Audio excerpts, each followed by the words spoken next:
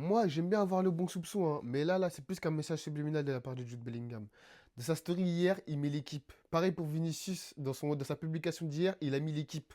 Moi, je sais très clairement ce que ça veut dire, ça. Ça veut dire, toi, tu parles sur Instagram, bah nous aussi, on répond sur Instagram.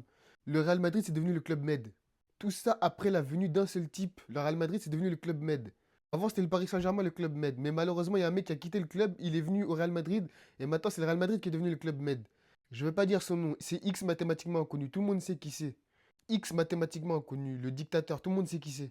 Alors bien sûr, tous les problèmes du Real, si le Real a fait une mauvaise saison, c'est pas de la faute de X, ça c'est sûr.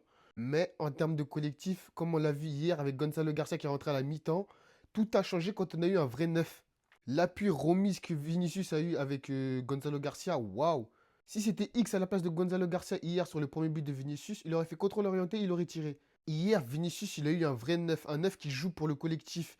Appui, soutien comme il avait eu avec Benzema et un peu avec Rossellou, même si Rossellou, c'est pas Benzema et Gonzalo Garcia.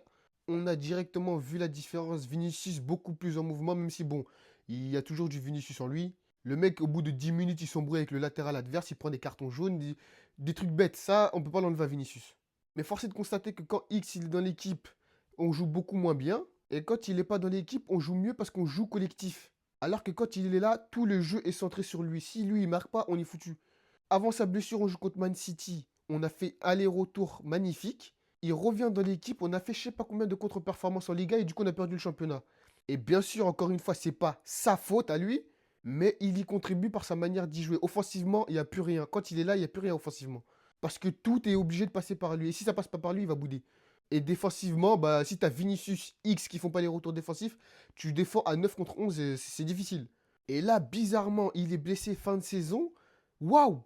La deuxième mi-temps, juste waouh! Avec un vrai neuf, paf, on a trouvé des solutions, des relations, des connexions, tout. Bizarrement, c'est bizarre.